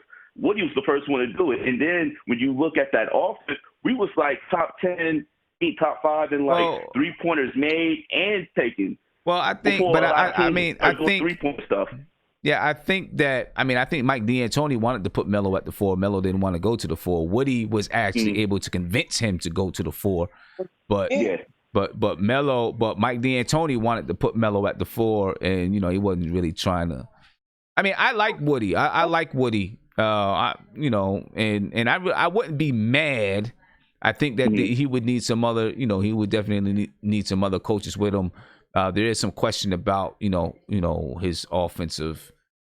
How would the offensive be? That's why I think maybe he would be better with the team as an assistant. But I wouldn't mind having Woody somewhere on the bench. So, quick question. So, if Jason Kidd is like an offensive coach on the court, would it work if we had Chris Paul with Woody? Would that be kind of like a same situation? I think it'll work. The only thing, but you don't have the same kind of veteran presence that you had with that team. But I get what you're saying there on how, that type of thing could maybe work again. But of course, you got some younger players. See, that team was built to win now. You know what I'm saying? We would still be, we'd be trying to build a team. But hey, you know what? We'll see what happens. He's obviously one of the candidates, man. And I like Woody. I just don't know if right now he's the head coach for this team. But hey, I appreciate the call, bro. Yeah, I appreciate the call, man. See if I know I got some other calls trying to get in. All right, man. Thank you for taking my call, Sim. Everybody be safe, man. Stay blessed. Peace, man. Peace. And I do want to send a shout out to, and I guess we'll get to this question too, Bravo Mo 1982. He said in video chat, think about this for a minute. and then I'll get to you. He said, would the Knicks trade an expiring, in parentheses, bag of chips for Blake Griffin? We're not even going to get to that conversation yet. I'll get to you guys in a minute, and we'll talk about it. All right. Caller, you live. What's popping? Yo, what up, Sim? How's everything, bro? How I'm you good, doing, bro. man? I'm chilling, man. How about you? I'm good, man. I'm good. I just wanted to talk about Kid for a minute, if I could. Okay. Yeah, just to me, it smells like typical Knicks, man. Like, how many times have we done that? Even recently, Phil Jackson, we hired him. He's gonna put all his rings on the table and recruit the top players. Fizdale, let's hire him because he's close with LeBron and Wade, and they'll come here. And does it ever work? So we're just gonna hire Kid because he's close to the Greek freak. Yeah, is that what you? You know. I mean, is he really close to the Greek freak just because he coached him? Yeah, I don't know if is he that close to? I mean, yeah, they said Giannis? he was pissed when they fired him. He was like pleading for them not to fire him, if I remember correctly. All right. I mean, that could be. I mean, but would that? Do you think that would be the only reason why they actually hired Jason Kidd? I think so. I do. I think it's just like it'll just show me that Leon Rose is just like all the other, presidents and GMs the Knicks have had. Just a hope and a prayer. Just hire him, and Greek Freak's not coming. Of course, would I love him to call me? Of course I would, but come on, it's not going to happen. And then the media will say Knicks are the top landing spot, and then everyone can laugh when he doesn't come. It's just typical. I'm not going to buy into it, man. Yeah, I mean, I don't know if that is, the reason. Is that the reason that the Lakers hired him as an assistant? Well, they didn't hire him to be their coach. I know. I mean, but is that the reason but is that the reason why they hired him to be an assistant in hopes that he's going to come there in a year or two? I mean, I don't think so because it's the Lakers. So I think they're probably a target regardless. You know what I mean? So why did the Lakers hire him? I don't know. I don't know. It's a good question, I guess. I mean, because if the Lakers hired him because they thought he had some good coaching acumen, why couldn't the Knicks be considering him because they think he has good coaching acumen?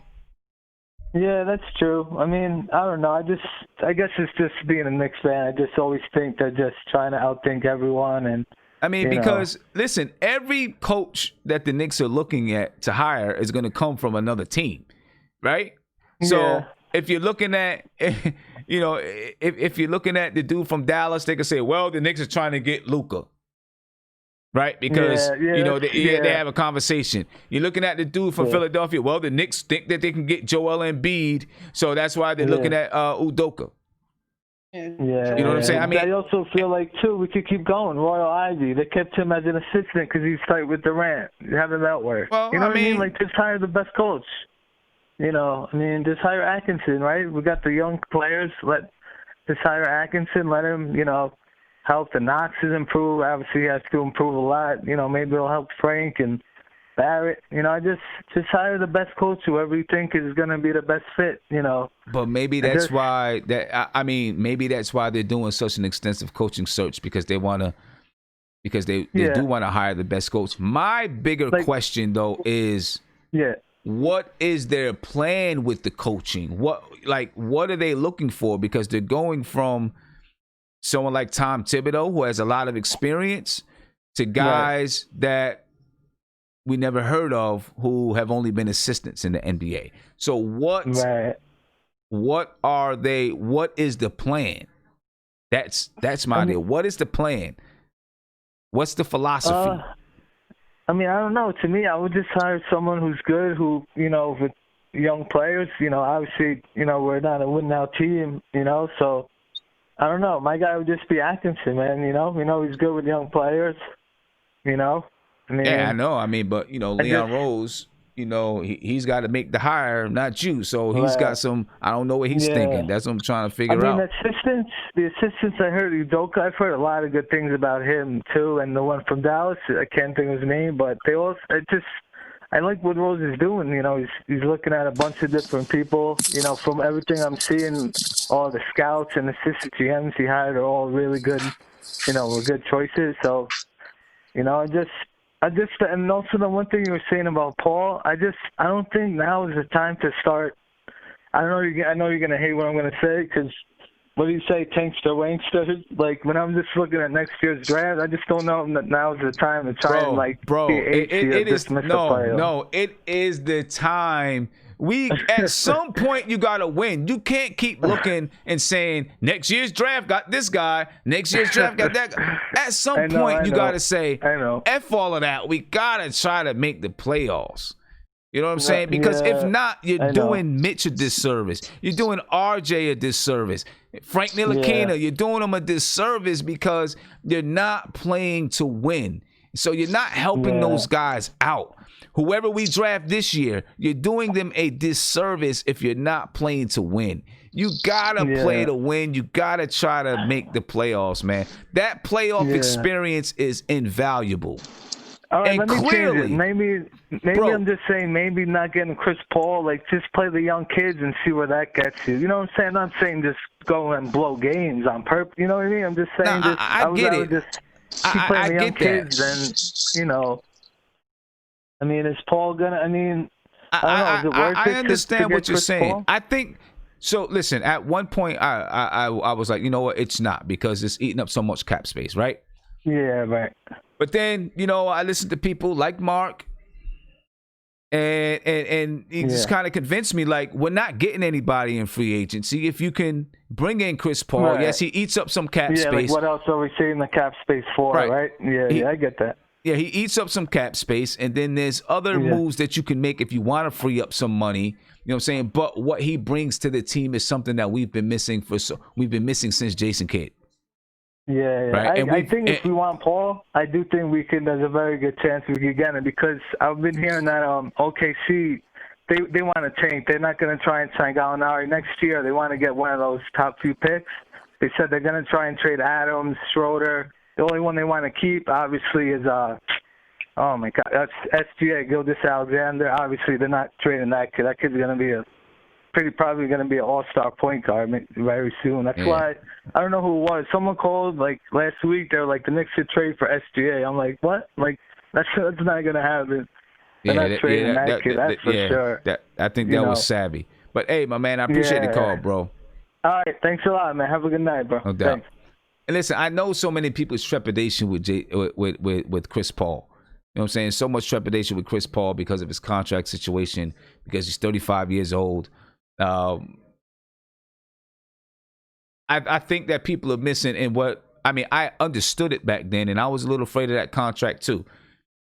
You know what I mean? But, you know, he would be with the team for 2 years, and you're not trying to build around Chris Paul. You're trying to use his knowledge. You're trying to use his leadership as a springboard.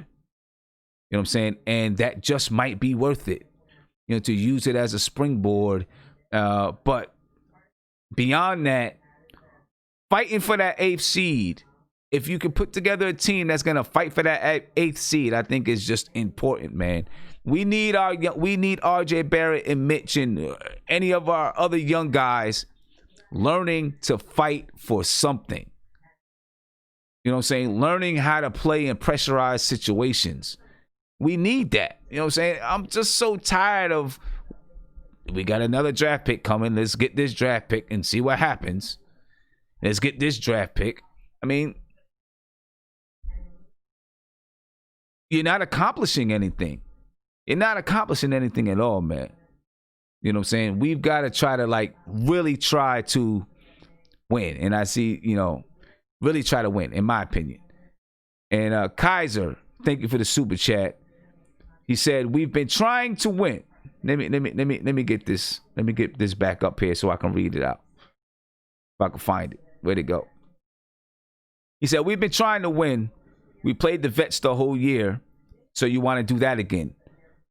Play all the youth guys, whatever he said. I'm not bringing CP3 to blow a hamstring and sit on the bench. That's not what we're saying. You know what I'm saying? Because all of the youth did not sit on the bench. I hate when people say that. You know, there were like two guys, Alonzo Trier, who sat on the bench, right? Who didn't get a lot of playing time. You know what I'm saying? And it could be a mistake. It could not be a mistake. We'll see where Alonzo Trier ends up and what he ends up doing, right? If he goes to another team, you know, and he kills it on another team, then yeah, people say, you know what, look what the Knicks did. But if he goes to another team and he doesn't, and he's sitting on the bench again, how many people are going to be quiet about it? And I was one of the guys asking the question, but obviously none of us are in practice, so we don't know. You know what I'm saying? And Damian Dotson, he was in and out, this and that, this and that. Frank Ntilikina, Dennis Smith Jr., Kevin Knox played, R.J. Barrett played, Mitchell Robinson played. All these guys were playing minutes, bro. These guys were playing minutes.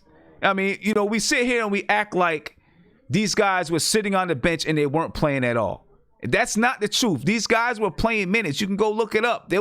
Mitch was getting 20 to 25 minutes. Frank was getting about 21 minutes. Dennis Smith Jr., he was up and down. You know what I'm saying? Because he was in and out of the lineup. R.J. Barrett was getting 30 minutes a game. You know what I'm saying? Damian Dotson is not exactly a young guy. Not in the range of R.J. Barrett and them guys. He's like 26 years old. So he's not exactly the youngest pup on the court in NBA terms. You know what I mean? And neither is Alonzo Trier, to be truthful, if that's what you want to say. He's 24 years old. Bobby Portis is 25 years old. If that's the way you really want to go about it. You know what I'm saying? So those two guys really are not your young pups. If that's what you want to say, your young pups is RJ, Mitch. Those are your young pups, and both those guys got plenty of playing time. Frank Ntilikina is a young guy too. Kevin Knox was getting his 12 minutes. He probably should have been in the G League. He probably needed that. So, when we sit here and we keep saying our young guys not playing, we were playing the vets over the young guys all the time. I just don't see that being totally true. Maybe there were some situations where you thought the young guys should be playing, but you know what? The young guys played. The young guys played. So I just, I just have a hard time. I have a hard time hearing that from people all the time because I do not feel that is totally the truth. You know what I'm saying? And like if you're pointing at Alonzo Trier and Damian Dotson as the guys, then of course you had that was down in the G League. I know. He stayed down there all year. He didn't play, right? But if you point at those two guys, those guys are the same age as Bobby Portis. You know what I mean? So, I just think that's just a crock of bulls, in my opinion. I think that's a crock of bulls. Maybe there were situations in times when, you thought it should have been the young guys, and I agree with you. There were times when maybe the young guys brought the team back or just something like that, and they should have stuck with them. And it was a bad coaching decision made. But you can't sit here and say that those guys didn't play. Because they did. And those guys played basketball. I'm tired of losing. You know what I'm saying? I'm tired of sitting, and taking my 2 hours to watch the Knicks. And everyone's just like, we're playing for the best draft pick. Bullshit. Get out of here with that. I don't want to hear that. Tired of hearing that. Tired of hearing that, man. You know what I'm saying? We got to try to do something and put our young guys in a position so that they can learn how to play real basketball. Because when you get down to the end of a season and your team knows that you're not playing for anything, the focus is gone. They're thinking about going on vacation, all of them. I don't care. People can say, well, no, RJ's not. You know what? He's probably thinking the same thing too, because at some point you're like, man, I'm tired of this. I just want to get out of this and start fresh new next year. Your mind goes someplace else. That's a natural human thing to do. A natural human thing to do. It happens. You know what I'm saying? Let's try to win some basketball, man. That's all I'm saying. Let's try to win basketball. I'm tired of, sitting back and waiting for the next star to come out of the draft. You know what I'm saying? And then we end up getting the damn 6th pick, 7th pick, 8th pick, 9th pick. You know what I'm saying? And then get pissed off when that person doesn't perform like a number 1 pick. I mean, just try to win some basketball games. That's all I want. You know what I'm saying? That's all I want. You know what I mean? That's all I want. Let's try to win smartly. We can do it smart. Doesn't have to be crazy, where we're, giving up all our young guys to try to make the playoffs. We can do it smart. me get to these guys in here in the video chat, man. You guys can unmute yourself, man. You guys just unmute you. You should have got the notification. Go ahead, man. Go ahead, Isaiah. What's going on? Sim.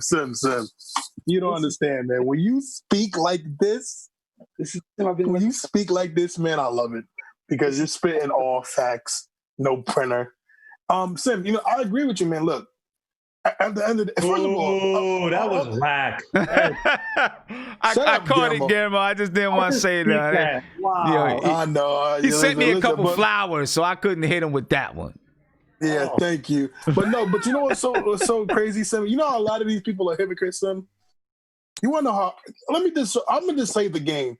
The Houston Rockets game, before all that Spike Lee crap went down, I remember this channel. I think you had like almost 1K people in here. Everybody was happy. Everybody, listen, what Knicks fans be killing me. Yeah, we love to win. It's way better when we come on this show when the Knicks win versus when we lose. Yo, Sim, right? When we lose, that's right? True. It was when we lose, right? You get 250 people. People like, man, we gotta fire everybody. But when the Knicks win, you get 600 plus. Everybody's like, yo, man, we can make the 7th seed. They do it every year. So we could be 15 games below 500. Like, yo, we just beat the Rockets. I'm telling you, man, we can go on this run. We can go on this run. Sim, we just got to get hot like this every night. Sim, I'm telling you. You know what, though, Sim? So I read some of the comments right in the YouTube channel, and people are like, yo, man, we can't miss on Randall Cunningham, and he's the next, like, Sim. For people to keep saying, like, we're waiting on these players, first of all, we literally had the worst record last year, and we still got the 3rd pick. Still got the 3rd pick. Knicks fans been complaining, we need to really lose. We got to tank. we literally had the worst record. The worst record in the NBA, bro. We had the worst record. The 3rd pick. But here's the thing, though. We're waiting on these people that's supposed to be the next Kobe and stuff. First of all, how many times have we seen Andrew Wiggins and all those guys are supposed to be the next Kobe's? I'm not worried about that. Listen, you know what's so weird about basketball, Sim? We pray for losing, but in the NFL, you want your team to win as fast as you can. You want your rookie quarterback to be the MVP of the league. Yeah. You want them to be Lamar Jacksons. You want them to be Tom Brady's and stuff. But you don't want to. But you don't want to do it in the NBA. Listen, get the like Mark said. RJ's a winner. He wins. That's what he don't like losing, bro. He doesn't like losing. So let's get these guys. Listen, I told you before, I'm all about getting to the playoffs. I wanted to get into the playoff this year. I thought we could have been a 6-7 seed. I really could. I really thought. But, Randall spins in the double teams. But what we have to do, man, we got to get on this winning. We can't we're going to, listen, Bill Parcells said it. You all what your record is. And we are losers. We're losers. Stop. We got to get out of this losing mentality. There's no way we're gonna do anything. If people want us to develop, we gotta win. Look at OKC, right? The young OKC. 3 straight years they went to the lottery, and it only took them 2010, 2 years to get to the NBA Finals. Kevin Durant was 23, Russell Westbrook was 23, and Harden was 22. And I'm not saying that's a rare. That only happened to the Magic and the Thunder.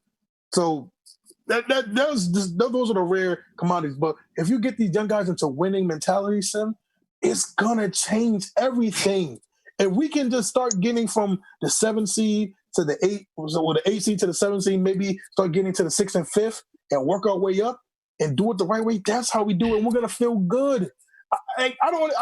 Knicks fans kill me. We feel good when we win.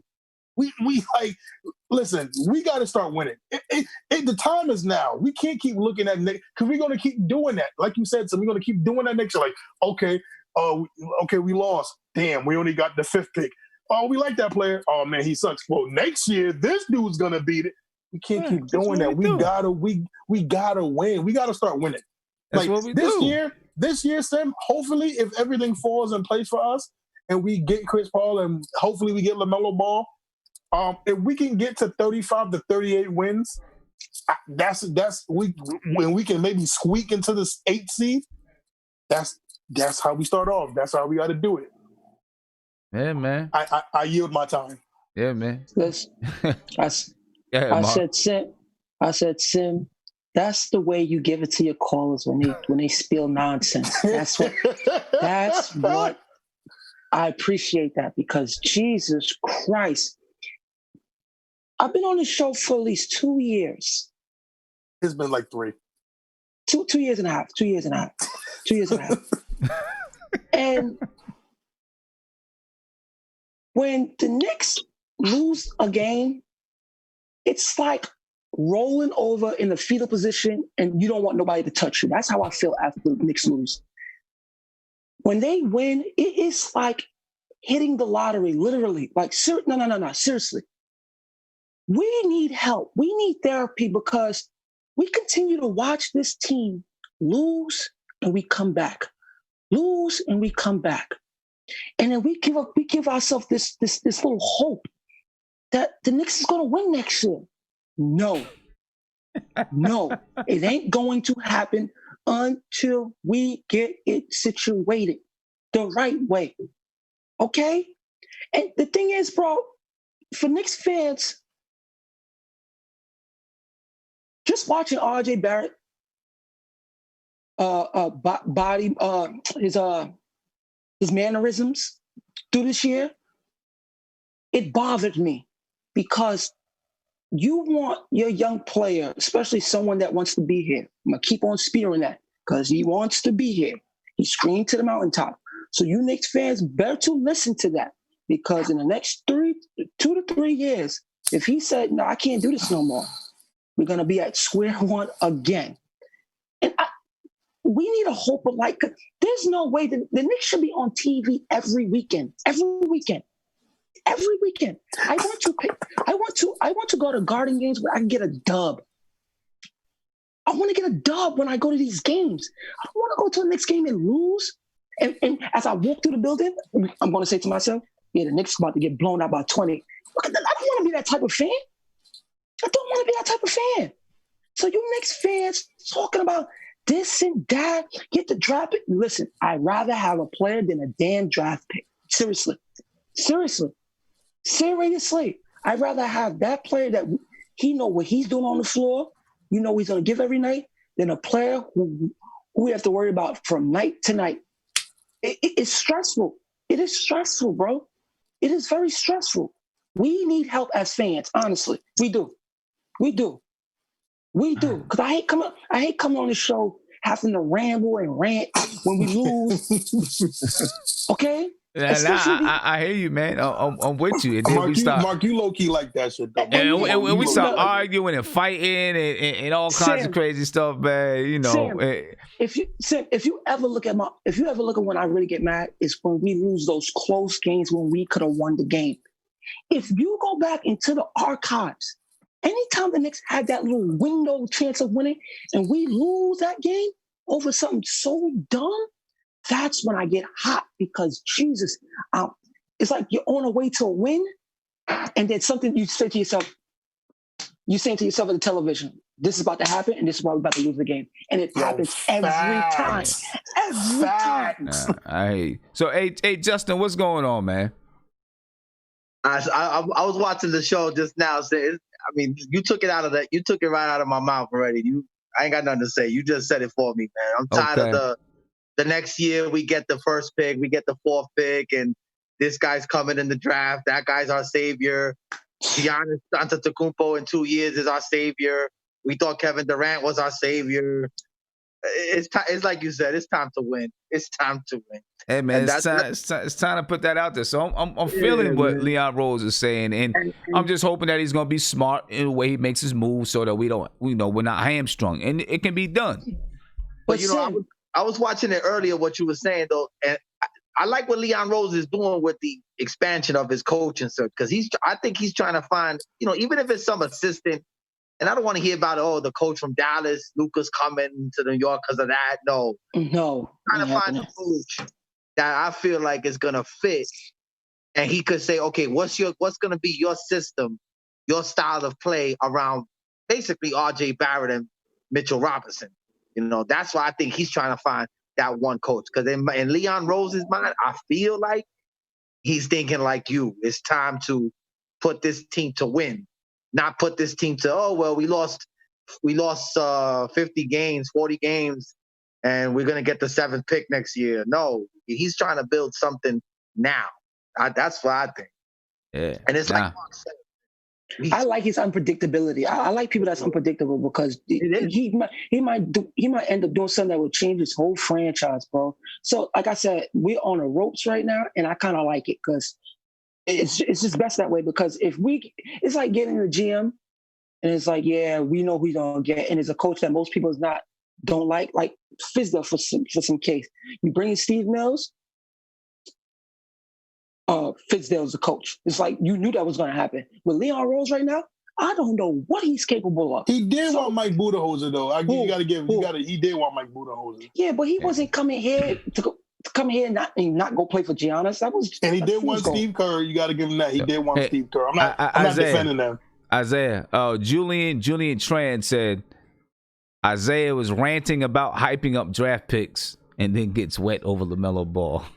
Well, wait. First, okay, I seen that comment, but Sim, what you want me to say? Yo, Sim is that dude in high school that hyped everybody to fight but never fought. But no. So Sim, no. What I was saying, of course, I like LaMelo Ball. I like LaMelo. I think he's the best pick. I want the niggas to get him. What you want me to say? I want to get Cole Anthony. No disrespect to Cole Anthony. I'm sorry, but I'm not gonna say that. I want LaMelo Ball. So and Julian asked, he said, I'm confused. Do we want to build through the draft or win now? How long have we been building through the draft? That's what I want to know. How long have we been trying to build through the draft? I'm taking myself out of this one. I mean, come on, bro. I mean, we're getting a draft pick this year. We got RJ Barrett last year, Kevin Knox the year before, Frank Ntilikina the year before that. I mean, we've been dipping in the draft for the last 5 years. Yeah, but we've been doing it incorrectly for these past 5 years. So I mean, still building blocks. If you look at the guys we've been getting, I mean, we've had GMs who, let's be honest, have been fairly inept. We've had coaches who've been fairly inept as well. I mean, you don't draft a guy like Knox and then basically say, all right, go play iso ball. That's not his game. You know what I mean? So it goes both ways. Look, do I want us to win as soon as possible? You're damn right. Every year I want us to get closer to 40 wins.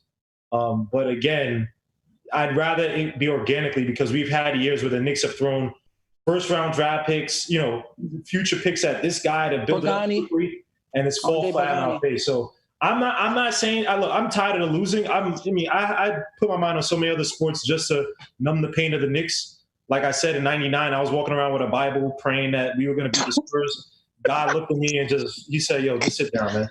But you know what I mean? So I feel pain. Like it hurts. I got scars, but I don't want no quick fix stuff where we're getting these disgruntled stars to try to put something together. We want consistency, man. But I don't think that's what we're talking about, though. I don't think we're talking about just trying to put.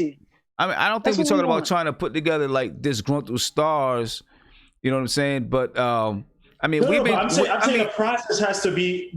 I'd rather the process be organic. Now, I'm not saying you go out there and we take one step at a time. And look, that's why I was saying with Knox. Look, if we draft a guy who can replace a guy like Knox, go to the G League, Knox. Go find yourself. You know what I mean? But that's how you draft. You could be aggressive. You could be aggressive even in how you build organically, right? You can get guys that maybe their ceiling's not that high here, but the chemistry and how they would fit a guy like RJ and Mitch is high. It brings out the value in those guys, and thus you get more wins. You know what I mean? Or thus you know what I mean? For instance, I feel what you're saying. So I think we could be aggressive in drafting versus, all right, we're going to draft a guy that in 5 years, he's going to be really good. Look, if Sadiq Bey is that guy for the Knicks, draft him. I just give out a name. I know people are going to kill me. Just find it. If Karen Lewis is that point guard where it's like, look, we're not going to get Chris Paul. We may not get Chris Paul. And we can't get LaMelo Ball. We need a point guard to go out there and score. At least take the pressure off the rest of the team, and we could build around the other guys. It helps us, right? You get a Dame Lillard light and a guy who can score, get to the basket, shoot a little bit, right? It would be aggressive. People will kill us for that pick, but you look up and he could be the next Donovan Mitchell. He could be the next Dame Lillard. So you could be aggressive in how you build organically as well. You know what I mean? But I just want us to have a proper balance of bringing the right free agents and the right drafts. Hey, go pick a guy like Knox that's consensus. Pick a guy that you think that Yeah, he made. No one else saw the value in him, but he fits this team perfectly. Because a lot of other teams do it, and they've gotten a lot. I mean, the Jazz. Where were the Jazz going before Donovan Mitchell? Nowhere, being mediocre. You know what I mean? They was good. Yeah, they were decent. They were a decent team. They were a middle of the road team. Yeah, but compared the Jazz to New York, though, I mean, they're at a better position right now. You can compare anybody to New York, and they look like the LA Lakers. Come on now. I'm not saying, but like, when is the draft? In October, right? No, August 17th, I think. Oh, so but that's the part where it's the August. That's why I said I think Leon Rose got his little plan right now. I think he knows what players he's keeping, what players he might not keep. And I do hope we get Chris Paul because, in my opinion, Chris Paul would be a great teacher. I mean, I don't know why everybody's saying Chris Paul, his contract, he's going to get hurt. I'd rather have an injured Chris Paul teaching us than not on our team, plain and simple. But I think Leon Rose got his little plan on who he's gonna get as far as his coach, is the style of play that will fit with with RJ Barrett. Don't say Kevin Knox. Sam, we have to play fast. Listen, we have to play fast because when we play fast with the young guys this year, it's better for RJ because I keep telling people these guys want to run and play. Like when you watch Kevin Knox, he looks better when he's in transition or just running with pace. The Knicks has to play with pace. Who? How many times you sit on a fast break, Kevin Knox not ready to get the ball comes to him and he bobbles it. Or Kevin Knox on a fast break doesn't know which guy to pass it to. No, what I'm saying is to keep his attention, he has to play with a pace. I'm not saying when he gets the ball, but the ball has to be at a pace for him to be engaged. You can see it. Kevin Knox, I disagree wholeheartedly. Kevin Knox is a guy that you have to make him the point man in terms of the ball is he's the first option. After he runs through screens and stuff, he's the option. He's the main option during the play. Kevin Knox is not a guy. He's too rattled to. I don't know. I think I kind of see where Mark is getting at because I'm leaning towards Mark. Because when the ball is moving, and he can flash to the ball, bang, or they're moving up the floor, and he knows he can get to a spot, and they're gonna kick it out to him for three. Like it's a faster pace, and he's more engaged. I think. I think he is. I just said if he's a point man. So if it's a part of a play. And the ball's supposed to get to him. Say he's a guy, he runs around from East Coast to West Coast through two screens, and he's a guy that's supposed to be getting the ball in the corner on the wing. Yeah, that suits him. But just playing with natural pace, like a guy where it's a fast pace. Hey, so the ball just run out. I've seen many times on fast breaks he is flustered as F, and it's the simplest 3-on-1, 4-on-1, 3-on-2. I don't know. I think he play. I've seen him get flustered. I think he plays much better with pace than in just a set up, slow down offense. But yeah, the Utah Jazz, I agree with that. The Utah Jazz before Donovan Mitchell, they were like 51-31 before Donovan Mitchell. They were 40-42, bro. I just looked up the record. They're 40-42. I'm looking at. Let me see. In 2016, 2017, 2016. I'm looking at it right now. They were 51-31. My bad. 2015-16, my bad. So it was a year before, my bad. Yeah, 2016-17, they were 2000. Yeah, they were 51-31, and then they got Donovan Mitchell in 2017 draft, and then the next year they were 48-34. You know the funny thing, something that no one talks about. They didn't even draft him. The Nuggets drafted him. Yeah, and they traded him away. I mean, the thing is, everyone thinks we're talking about selling out the team, to try to, sell your young players so you can try to get some free agents to try to make the AFC. That's not what we're talking about. You know what I'm saying? We're talking about trying to put together a team. Why, Tim? We're talking about. That back. Remember who they had? They had Gordon Hayward too. My bad. So yeah, the Jazz did have talent before that, and I think that was Gordon Hayward's contract. Yeah, I could be wrong. Yeah, before he went to the Celtics. We're talking about keeping your young players and finding ways to get some smart vets around your young players, so that you can put together a really competitive team. You know what I'm saying? That's trying to 8th seed or at least fight for that 8th seed spot. You know what I'm saying? Because at some point you got to take a step forward and continue to. Relying on the draft obviously is not working. And Sim, you know what people killed me at, Sim? People killed me when I kept saying we should have brought back Jared Jack. I kept saying that. You should have brought back Jared Jack. He was a great liked teacher. Jared Jack. I Jared thought Jared Jack was a good teacher, man. I thought he was a good teacher. He just played 35 minutes was just too much at that time. Well, yeah, obviously. I mean, I think in the beginning of the season they were using him because he was able to, he was, but obviously, he was, you're not bringing him back to play that, but he ain't even playing no more in the NBA now, so. But like I said with Knox, man, like you can watch his highlights. Like you have to make quick moves with this kid. That's when he makes his moves. So the Knicks has to play fast. I agree with you, Mark. You want RJ to score 8 points in transition. You want them to run, man. The team needs to run. You want Mitchell to run down the lane. This team needs to run. They just play better. They play better when we run. That half court, we're not conducive for that, man. That's conducive for Randall. Not yet. Yeah, but don't you think you're saying we got to be a fast team? Okay, so that means we got to score 110 and better because we all know with this NBA style. No. But with this NBA style of play, you got to score over. I mean, that's not what Mark's talking about. Mark's talking about more rhythm, more up tempo. We have a lot of rhythm players. RJ's a rhythm player. He's not some guy that's going to get the ball and score off the dribble. He's better right now. What RJ is right now is better for him to play in space because he's not quick enough. I think they need to get the coach that's going to say, okay, he knows when he could put the players to be that up tempo team, and he got to make sure it's a coach that knows, okay, I got to slow this offense down because they're not really. But Justin, you got to. I think for a young team, personally, this is just me. I believe when you get a young team, find out what they can do really good, and do that first because you can't. You're trying to. That's what a veteran team does. Is you know what we know how to play up tempo. When we get to the playoffs, we got to play half court.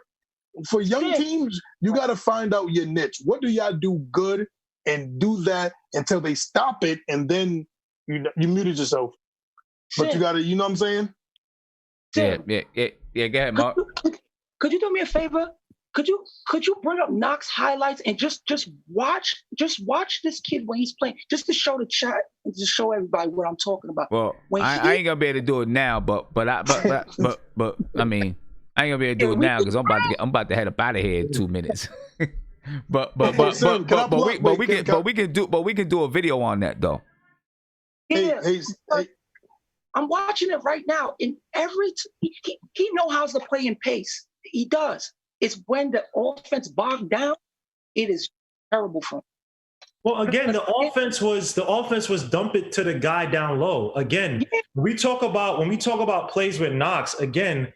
I've seen it where Knox has been the point guy not the point guard, but the guy where the play is setting up and he's the primary recipient, the guy that they're trying to get the ball to. It's always a play where he's running out to one of the wings from a set of picks and he gets the ball. And I've seen him do well from there. And again, what he ran at Kentucky was, everyone talks about Knox's. When you give Knox proper instruction and structure and say, hey, you will be this guy running, it's not like he gets flustered. Where Knox gets flustered with is where you give him the ball and say, create from the top of the key. Create from the wing.